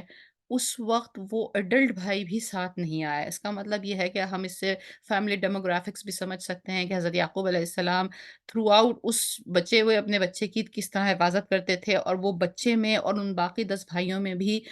وہ ایک بات نہیں تھی جو باقی ان 10 بھائیوں کی آپس میں تھی، اور وہ ایک الگ ہی اینٹٹی کے طور پر ایک ڈویژن موجود تھی وہاں پر۔ تو لہٰذا یہ ساری سچویشن تھی۔ اس وقت انہوں نے یوسف کے بھائیوں نے کہا کہ ہمارے گھر میں ایک ایڈلٹ مرد اور بھی ہے، آپ اس کا بھی ہمیں دیجیے اور ہمارے باپ کا بھی دیجیے۔ اور اس کانفلکٹ کے اوپر جو وہاں پر جو بھی کوئی انسپیکٹر ہوگا یا جو بھی آفیسر ہوگا، اس نے کہا کہ اچھا بھئی یہ معاملہ تو میں نہیں کر سکتا، then you have to go to the minister and you have to plead your case over there. یہ اسکالرس کا ایک اس کے اوپر انکلینیشن ہے، اور یہ وجہ رہی کہ وہ تمام لوگ جو ہیں وہ دربار میں پیش ہوئے حضرت یوسف علیہ السلام کے سامنے۔ ادر دین دیٹ ظاہر ہے جو لوگ آتے ہوں گے ان کے لیے پورا نیچے جو آفیسرز ہیں، جو انسپیکٹرز ہیں، جو بھی سسٹم وہاں پہ ہوتا ہوگا، جو جس کو فوڈ دے رہا ہے وہ کر رہا ہے، اٹس ناٹ دیٹ کہ ہر ایک کا کیمل یا ہر ایک کا اونٹ جو ہے حضرت یوسف علیہ السلام خود اس کو ٹیک کیئر کر رہے ہوتے تھے۔ لیکن یہ سبب بنا حضرت یوسف علیہ السلام کے بھائیوں کا ان کے سامنے پیش ہونے کے لیے، مے بی کہ وہاں کوئی فائل رہی ہو کہ اس میں بتایا ہو کہ آفیسر نے آ کے کہ بھئی یہ 10 لوگ آئے ہیں، ان کے یہ نام ہیں، یہ کنعان سے آئے ہیں، اور یہ کہتے ہیں کہ ان کے باپ کا نام یہ ہے اور ان کے بھائی کا نام یہ ہے، اور ان کے بھی اونٹ دیے جائیں۔ تو مے بی حضرت یوسف علیہ السلام کو اس وقت ہی ایک یہ آئیڈیا ہو گیا ہو کہ بھئی یہ تو میرے ہی بھائی ہوں گے، اور پھر جب وہ لوگ ان کے سامنے آئے تو ظاہر ہے حضرت یوسف علیہ السلام تو 8 سال کے تھے، لیکن جب ہم نے یہ بات پہلے بھی کی تھی کہ جو بھائی تھے، جو بڑا بھائی تھا اس وقت وہ بھی 20s میں تھا، تو ظاہر ہے 20s میں انسان کی ایک شکل صورت واضح ہو جاتی ہے، اور جب 20 سال کا آدمی 40 سال کا ہو جائے یا اس سے بھی اوپر کا ہو جائے تو مطلب اس کی شکل کو پہچاننا پھر بھی آسان ہے بنسبت اس کے کہ ایک 8 سال کا بچہ 40 سال کا ہو جائے اس کو پہچاننا۔ لہٰذا حضرت یوسف علیہ السلام نے جب ان کی شکلیں دیکھیں، ان کے نام دیکھے، ان کی تمام درخواست دیکھی، ان کی ظاہر ہے جب وہ ان کے سامنے آیا انہوں نے اپنا بتایا ہوگا کہ ہم کہاں سے آئے ہیں، ہمارے ہاں یہ حالات ہیں، ہمارے باپ کا نام یہ ہے، ہم وہاں رہتے ہیں۔ وہ ساری ڈیٹیلز جب سب سامنے آئیں تو حضرت یوسف علیہ السلام ان کو پہچان گئے، لیکن they have no kilo, no idea وہم لہو منکرون۔ تو فدخلوا علیہ فعرفہم، تو بیسکلی آیا کہ 3 سیگمنٹس ہیں، وجاء اخوۃ یوسف، اور پھر آئے یوسف کے بھائی، تو یہاں وہ مصر آئے ہیں۔ فَدَخَلُوا عَلَيْهِ فَعَرَفَهُم، تو پھر وہ داخل ہوئے اس کے اوپر، یعنی حضرت یوسف علیہ السلام کے سامنے پیش کیے گئے۔ مصر میں آنا ایک بات تھی، اور مصر سے آگے وہ اپنا فوڈ لے کے واپس جا سکتے تھے، لیکن دوبارہ وہ داخل ہو رہے ہیں حضرت یوسف علیہ السلام کے سامنے دربار پہ۔ وَهُمْ لَهُ، اور فَعَرَفَهُم، تو اس نے پہچان لیا ان کو۔ وَهُمْ لَهُ مُنْكِرُونَ، اور وہ سب اس کو نہ پہچاننے والے تھے۔ منکرون کا لفظ ہم انکار سے ہے، انکار کرنے والے، نہ ماننے والے، تو نہ ماننا، انکار کرنے سے مراد یہی ہے کہ وہ انکار میں تھے کہ ہم تو تمہیں نہیں جانتے، تم کون ہو۔ وہ اس وقت انکار کر رہے تھے اس بات کا کہ تم جو یہ شخص جو سامنے تخت پہ بیٹھا ہے اپنی رائل اپنے اٹائر میں، اور جس کے ایک حکم پہ یہ ساری اتنی بڑی سلطنت چل رہی ہے، جس کے ایک حکم پہ ہزاروں لاکھوں اونٹوں کی غلہ تقسیم ہو رہا ہے، یہ ہمارا وہی بھائی ہے جسے ہم نے کنویں میں دھکا دے دیا تھا۔ آیا نمبر 59، وَلَمَّا، اور جب جہزہم، जहज़हुम बिजहाज़िहिम। जहज़ जीम, हे और ज़े का ये रूट वर्ड है।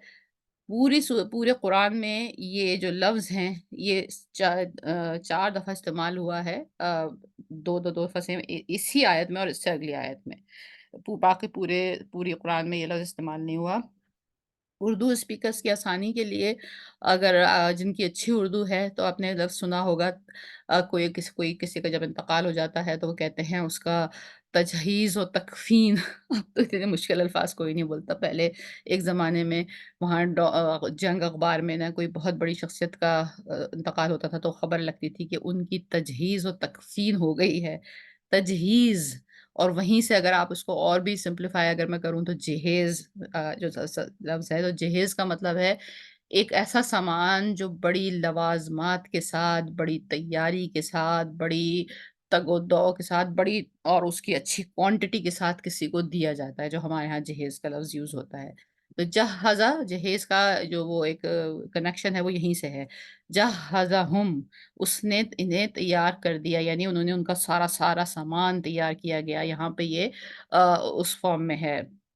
नाउन फ़ॉर्म में है कि हमें उन्होंने उनका सारा सामान तैयार किया गया, उनके लिए सब चीज़ें प्रोवाइड की गई। बिजहाज़िहिम, इनके सामान के साथ, यानी जब उनको तैयार कर दिया गया, तजहीज़ और तकफ़ीन में भी कहते हैं ना कि जब मुर्दे की तमाम रसूमात को मुकम्मल कर दिया गया, उसको उसकी बॉडी को वॉश कर दिया गया, कफ़न बना दिया गया, वो सारे लवाज़मात। तो वो सब चीज़ें करके वजहज़हुम बिजहाज़िहिम, जब उनके सारे सामान को तैयार कर दिया गया, मतलब जो भी तमाम प्रोटोकॉल होते होंगे कि जब हज़रत यूसुफ़ अलैहिस्सलाम ने उनकी फ़ाइल पे साइन कर दिए, वहाँ से उनकी जितना भी गल्ला एक आदमी का था वो रिलीज़ हो गया वेयरहाउस से, वो उनके कैमल्स के ऊपर पैक हो गया और वो चेक पोस्ट से चेक हो गया, और जो भी तमाम हालात हम समझ सकते हैं उसके लिए। जहज़हुम बिजहाज़िहिम, तो जब उनका तमाम सामान तैयार हो गया and they were ready to go, क़ाला, तो कहा, किसने कहा? हज़रत यूसुफ़ अलैहिस्सलाम ने कहा, क़ाल अतूनी,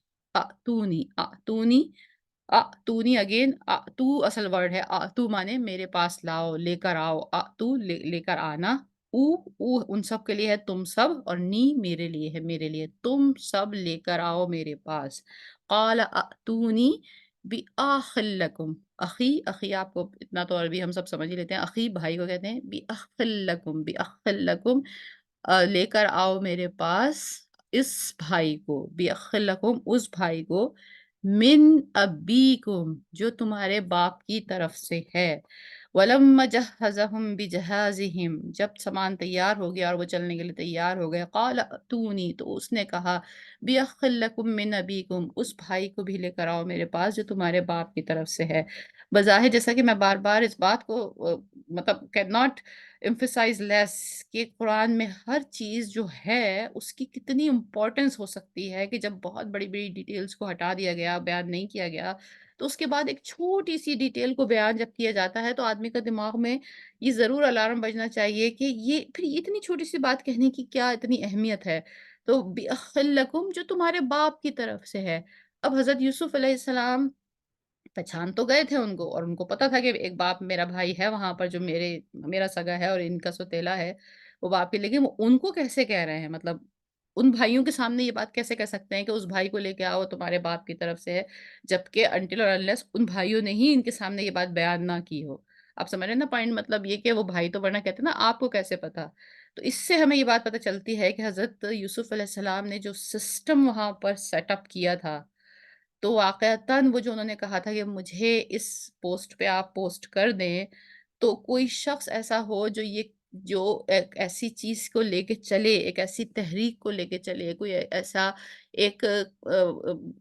इंस्टीट्यूशन चलाने की कोशिश करे कि वाक़ईतन वो उसके लिए क्वालिफ़ाइड हो, तो वो चीज़ इस्लाम में ना सिर्फ़ जायज़ है बल्कि ज़रूरी है, अगर उस आदमी को ये बात पता हो कि तुम ऐसा कर सकते हो। लुक एट हियर, कि उनका डॉक्यूमेंटेशन सिस्टम इतना आला था कि वो जो भी उनकी कन्वर्सेशन हज़रत यूसुफ़ अलैहिस्सलाम से हुई, और स्कॉलर्स ने ही इस पे ये सब तमाम रिसर्च की है, लिखा है हिस्ट्री से और तमाम चीज़ों से जमा करके, कि वहाँ बाकायदा जो लोग बाहर से आते थे, उनके नाम लिखे जाते थे, उनकी वल्दियत लिखी जाती थी, ये देखा जाता था वो पीछे से कितने हैं, आया वो वाक़ई डिज़र्व कर रहे हैं, कहीं वो पहले तो नहीं आ चुके हैं, कहीं वहाँ पे गल्ला चोरी तो नहीं हो रहा है। मतलब ये इतना अच्छा सिस्टम बनाने का, जो एक मुल्क की तरक्की के लिए, एक कौम की तरक्की के लिए और एक امت کی ترقی کے لیے ضروری ہے، وہ خالی خُلی ہم محض مذہب کا نعرہ لگا کے نہیں کر سکتے. We have to be very practical,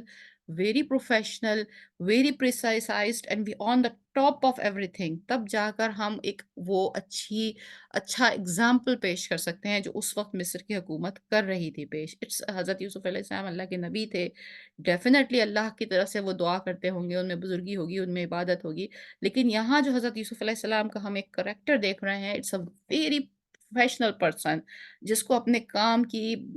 دنیا داری کی جسے ہم سمجھتے ہیں کہ حوالے سے کہ وہ کس طرح سے منسٹری آف فوڈ کو سیٹ اپ کرنا ہے، کس طرح سے منسٹری آف ایگریکلچر کو سیٹ اپ کرنا ہے، کس طرح سے منسٹری آف امیگریشن کو سیٹ اپ کرنا ہے کہ کہیں سے کوئی لیکیج نہ ہو اور کہیں سے کوئی زیادتی نہ ہو. بیسیکلی حقدار کا حق مارا جانا بھی تو ایک گناہ ہے، اور جب ایک شخص اس مقام کے اوپر بیٹھا ہوا ہے تو یہ سب بھی عبادت میں پھر شامل ہے. تو یہاں وہ یہ کہہ رہے ہیں کہ لے کے آنا اپنے بھائی کو جو تمہارے باپ کی طرف سے ہے. تو یعنی یہ ڈیٹیل یہاں قرآن میں لکھنے کا مطلب ہی یہ تھا کہ ہم بھی جانتے ہیں کہ وہ حضرت یوسف علیہ السلام کے سگے بھائی تھے اور باپ سے باقی بھائیوں سے سگے نہیں تھے ماں کی طرف سے. لیکن یہاں پہ اس چھوٹی سی ڈیٹیل کو لکھنے کا مطلب یہی ہے کہ ہم کو یہ پتہ چل سکے کہ وہاں آفیشیلی حضرت یوسف علیہ السلام یہ بات کیسے ان سے کہہ سکتے تھے کہ بھئی اچھا بھئی کچھ لوگ آ گئے، کچھ لوگ لے گئے، کچھ یہاں سے چوری ہو گیا، کچھ وہاں سے چوری ہو گیا، کچھ پتہ ہی نہیں چل رہا، ریکارڈ میں درج نہیں ہے. ایسا کچھ لاؤزی سسٹم نہیں تھا وہ. Everything is very tightly in the grip of this hand of this minister. تو بِأَخٍ لَكُم مِّنْ أَبِيكُمْ أَلَا تَرَوْنَ، اور کیا تم دیکھتے نہیں ہو؟ تَرَوْنَ راؤ سے ہے، رویت سے ہے، رویت حلال کمیٹی، راؤ روایت، روایت بھی یہی سے ہے، دیکھنا، کسی چیز کو دیکھنا. تو کیا سب تم دیکھتے نہیں ہو؟ انی اوفی الکیل وانا خیر المنذرین، کہ بے شک میں پورا دیتا ہوں. انی میں، وفی کیلا، کیل اس زمانے کا میجرنگ سسٹم تھا جو جس حساب سے وہ دیا جا رہا تھا. تو کیلا سے مراد یہاں پہ یہ پتہ چلی کہ وہ it was not the only صدقہ تھنگ. وہ صدقہ نہیں تھا. These people are there to buy it. تو یعنی انہوں نے ایک لمیٹڈ ویلیو رکھی ہوئی تھی. ہاں یہ ضرور تھا کہ جس طرح آج کل ایک اکنامکس کا ایک رول ہے سپلائی اینڈ ڈیمانڈ کا کہ بھئی کسی چیز کی ڈیمانڈ بڑھ گئی تو اس کے پیسے بڑھا دو. جب بھی کسی چیز کی کمی ہوتی ہے تو اس کے پیسے اسکائی ہائی ہو جاتی ہے اس کی قیمت. کیوں؟ کیونکہ اس کی ڈیمانڈ زیادہ ہے اور اب وہ اویلیبلٹی کم ہے. لیکن حضرت یوسف علیہ السلام کے دور میں وہ چیز بھی انہوں نے مینٹین کی تھی کہ گو کہ وہ صدقہ تو نہیں بانٹ رہے. اوکے اوکے، ہو سکتا ہے کچھ لوگ ایسے بھی آتے ہوں جو پروف کرتے ہوں اپنے کیسز کو کہ وہ خریدنے کی سکت ہی نہیں رکھتے. لیکن بہرحال یہ لوگ جو بھی کچھ جمع پونجی لے کر آئے تھے اس میں جو ریٹ وہاں پہ فکس تھے اس کے حساب سے جو ان سے ریٹ لیا گیا اس کے عوض ان کو وہ پورا پورا حساب دیے کے حساب سے ان کا مال دیا گیا. تو کیل جو ہے وہ میجرمنٹ یونٹ ہے. وہ فی الکیل آ کے میں نے دیکھو تمہیں پورا پورا جتنے کلو، جتنے بوریاں، جتنے بھی تم نے ناپ مانگا ہے فوڈ اتنا تمہیں ملا ہے. وَأَنَا خَيْرُ الْمُنذِرِينَ، اور میں بہترین ہوں تمام مہمان نوازوں سے. منذرین، یہ مہمان نوازی کا جو یہاں پہ یہ ورڈ یوز کیا ہے اگین دس شوز دیٹ کہ وہاں پہ جو لوگ باہر سے آ رہے ہوں گے یا تو وہ جرنلی ان کے لیے ایک الگ کوئی امیگریشن ہاؤس ہے یا الگ کوئی جگہ ہے جہاں پر ظاہر ہے وہ لوگ اتنی دور سے اگر ٹریول کر کے آ رہے ہیں تو ان کے رہنے کا انتظام، ان کے کھانے پینے کا انتظام، پھر وہ جو بھی اس میں سے شخص جس کی جتنی مالی حیثیت ہے وہ جتنا افورڈ کر سکتا ہے. اگر کوئی افورڈ نہیں کر سکتا تو اس کو صدقہ خیرات کی مد میں سے دینا. اگر کوئی افورڈ کر سکتا ہے تو اس کو اس کے لیول کا جو بھی لاڈجنگ ہے وہ پرووائڈ کرنا، جو کھانا پرووائڈ کرنا. لیکن اس سارے معاملے میں ایک بہت لینینسی تھی. آنے والوں کو اچھی طرح سے ٹریٹ کیا جاتا تھا. ان کا معاملہ دیکھا جاتا تھا. اگر کسی کی کوئی چیز کھو رہی ہے تو اس کے لیے وہاں پر سروس موجود ہے. کسی کے کسی چیز کی ضرورت ہے، وہ کسی سے بات کرنا چاہتا ہے. تو ایک بہت اچھے آئیڈیل جو آج کل کے زمانے میں ہم ایک بڑی سپر پاور ٹائپ کی، کیونکہ ایک بچہ جو آج کل کے زمانے میں پچھلے 30 40 50 سالوں میں گرو اپ کر رہا ہے، شاید اس کی انڈرسٹینڈنگ ٹورڈز دا دنیا یہی ہوگی کہ جو ویسٹرن سسٹم ہے جسے وہ کہہ دیتے ہیں that is very nice. And unfortunately جو ایسٹرن سسٹم یا جہاں جو ہمارے میجورٹی اسلامک ملک ہیں وہاں ہمیں کوئی سسٹم نظر نہیں آتا. لیکن اٹس ناٹ اباؤٹ ایسٹرن اور western, it's about the good system. جو کوئی بھی شخص اگر وہ پروفیشنلی ایمانداری کے ساتھ اور اپنی ہر اس شخص کو اس جگہ پہ لگایا جائے جو اس کا اہل ہو، جو اس چیز کو جانتا ہو. اگر کوئی کسی آدمی کی کو اچھی ٹیچنگ کرنی آتی ہے تو اسے ٹیچر کے لیول پہ لگایا جائے۔ اس کی جگہ اگر کسی ایسے شخص کو لگا دیا جائے گا جو جس کو نہ سبجیکٹ آتا ہے، نہ ٹیچ کرنا آتا ہے، تو ظاہر ہے وہ پوری نسل کا بیڑا غرق کر دے گا۔ تو خیر المنذرین کا مطلب یہ ہے کہ نو میٹر کہ یہاں پہ یہ کلیئر ہے کہ وہ لوگ کوئی محض صدقہ خیرات پہ نہیں آئے تھے، بٹ اگین آنے والوں کو صحیح طریقے سے ٹھہرانا، انہیں کسی قسم کی پریشانی نہ ہو، ان کے کوئی کوسچنز ہو تو اس کے لیے کوئی وہاں پہ کسٹمر سروس ہو۔ سو دس از آل ویری نائس۔ آج کل کے الفاظ میں اگر کہا جائے تو کوئی بڑا ویسٹرن سپر پاور سسٹم وہاں موجود تھا، جو کہ ان لوگوں کو حیران کر رہا تھا، جس پہ حضرت یوسف علیہ السلام فخر کر رہے ہیں اور کہہ رہے ہیں کہ تم دیکھ سکتے ہو کہ یہاں کتنا اچھا طریقے سے لوگوں کو ٹریٹ کیا جاتا ہے، اگر کوئی پریشانی ہے تو سالو کی جاتی ہے، اور ہر ایک کو یہاں کچھ نہ کچھ ملتا ہے، تو لہٰذا تم اب اپنے بھائی کو لے کے آنا، کیونکہ اکارڈنگ ٹو دا لا ایک آدمی کو ایک اونٹ مل سکتا تھا اور وہ دوسرے کے لیے نہیں لے سکتا تھا، تاکہ وہ چوری بھی نہ ہو، کوئی آدمی ڈبل فری بھی لینا نہ چاہے۔ ہم یہ بھی دیکھتے ہیں کہ ایک طرف یہ ذہنیت پائی جاتی ہے کہ ہم بانٹیں اور دیں، اور دوسری طرف لینے والوں میں یہ ذہنیت بھی پائی جاتی ہے کہ ہم چلو دوبارہ سے لائن میں لگ جائیں، ایک روپ بدل کر آ جائیں اور پھر دوبارہ سے لائن میں ڈبل لے لیں، تو وہ اس کو بھی کنٹرول، اس لیکیج کو بھی کنٹرول کیا ہوا تھا۔ اینڈ آیا نمبر 16 پرابلی مجھے لگتا ہے ہمیں یہیں رکنا پڑے گا۔ فَإِلَّمْ، پھر اگر، ابھی حضرت یوسف علیہ السلام کی اسپیچ جاری ہے، فَإِلَّمْ تَأْتُونِی، پھر اگر تم سب نہ لائے میرے پاس، بِهِ، اس کو، فلا کیلا، تو کوئی ماپ غلہ نہیں ہوگا، لکم، تمہارے لیے، عندی ولا تقربون، اور میرے پاس اور نہ تم سب میرے قریب آنا۔ اتنا آخر کا جو لفظ ہے عندی ولا تقربون، کہ تم سب ولا تقربون، تم سب میرے قریب مت آنا، تو اس میں ذرا سختی محسوس ہوتی ہے، اور سختی کی وجہ یہ ہے کہ اس سے یہ ڈرائیو کیا جاتا ہے کہ حضرت یوسف علیہ السلام نے اس وقت ان کی ریکویسٹ پر ان کو 11 اونٹس دیے یا 12 اونٹ دیے، کہ ٹھیک ہے میں مان لیتا ہوں کہ تمہارا ایک ایڈلٹ بھائی ہے، جبکہ آج کل کے زمانے میں اتنی شدید خوراک کی ضرورت ہے، اتنی شدید غلے کی ضرورت ہے، اور سب جگہ یہ پتہ ہے کہ اگر ایک ایڈلٹ آئے گا تو اس کو ایک اونٹ کے لیول کا حساب ملے گا، تو اس حالات میں بھی تمہارا وہ جوان بھائی کیسا ہے کہ وہ گھر بیٹھا ہوا ہے اور وہ میرے پاس نہیں آیا۔ چلو بات کی بات تو سمجھ میں آتی ہے کہ وہ بوڑھے ہیں، لیکن کیا کہیں تم جھوٹ تو نہیں بول رہے؟ کیا کہیں تم نے ایسا تو نہیں کہ تم نے ایک فری کیمل لینے کے لیے یہ سب کچھ جھوٹ کیا ہے؟ لہٰذا نیکسٹ ٹائم جب آؤ تو میرے پاس آنا۔ اس سے یہ بات بھی ظاہر ہوتی ہے کہ جو فوڈ کا جو اماؤنٹ تھا وہ ایسا نہیں تھا کہ ان کو سالوں کا اماؤنٹ دے دیا گیا ہو، وہ اتنا ہوگا مے بی 6 منتھس، ایک فصل کے حساب سے 4 منتھس کے اتنا اماؤنٹ، اور obviously اب ایک کیمل جو ہے وہ کتنا غلے کو کیری کر سکتا ہے، اگر آپ کی فیملی میں وہاں اس وقت آپ کی بیوی ہیں، بچے ہیں، ان کے بچے ہیں، ظاہر ہے جو بڑا والا بھائی ہے، اگر حضرت یوسف علیہ السلام 40 سال کے ہیں تو ہی از گیٹنگ 60 سم ویئر، تو اس کے ہو سکتا ہے گرینڈ چلڈرنز بھی ہوں۔ جس وقت حضرت یعقوب علیہ السلام مصر مائگریٹ کیے ہیں حضرت یوسف علیہ السلام کے کہنے پہ، at the end of the story, تو کہتے ہیں اراؤنڈ وہ 100 150 لوگ تھے، کہیں پہ 90 99 لوگوں کا نمبر ہے، کہیں پہ 100 150 لوگوں کا نمبر ہے۔ دیز 100 150 لوگ از فرام دا، یہ انہی 10 بھائیوں کی، تو ظاہر ہے 10 بھائیوں کے، آپ کو پتا اس زمانے میں کثیر الاولاد بھی ہوتے تھے اور ایک سے زیادہ شادیاں بھی ہوتی تھیں، تو ان کی بیویاں، ان کے بچے اور ان کی تھرڈ جنریشن، یہ سب ملا ملو کے وہ اتنے سارے لوگ تھے۔ تو اتنے لوگوں کے لیے وہ 10 اونٹوں کا جو فوڈ تھا وہ کتنے دن چل جائے گا وہ؟ تو اٹ واز انڈرسٹوڈ کہ یہ لوگ پھر واپس آئیں گے اور پھر ان کو ہوگا، تو حضرت یوسف کو کہہ رہے ہیں کہ اگر تم دوبارہ آئے میرے پاس اور تم اس کو نہیں لائے جس کے لیے کہ میں نے تمہاری بات کے اوپر یہ مان لیا ہے کہ وہ تمہارا کوئی ایک بھائی ہے جو جوان ہے اور جو گھر بیٹھا ہے، ان حالات میں بھی کہ جبکہ اس کو پتا تھا کہ اتنی شدید ضرورت ہے اس کی لائن میں آ کے لگنے کے لیے، تو پھر تم میرے قریب مت آنا۔ تو یہ ابھی حضرت یوسف علیہ السلام کی اسپیچ ہی جاری ہے۔ میں دیکھتی ہوں کہ یہ چونکہ اسٹوری ہے اور پچھلی بار بھی ہم اپنے ٹائم سے بہت آگے نکل گئے تھے، تو وہ پھر ٹھیک نہیں رہتا انٹرسٹ لیول کے لیے بھی، تو ہم میرا خیال میں اس کو یہیں پر ہی اپنا آج کرتے ہیں ختم، اور انشاءاللہ اس پارٹ کو اور اس سے کچھ اگلی پارٹ کو پھر ہم آگے نیکسٹ سیشن میں کنٹینیو بھی کریں گے، تاکہ تھوڑا سا ٹائم ہمیں بس ڈسکشن کے لیے بچ جائے۔ وآخر دعوانا ان الحمد للہ رب العالمین، ربنا تقبلنا انک انت السمیع العلیم وتب علینا انک انت التواب الرحیم، آمین یا رب العالمین۔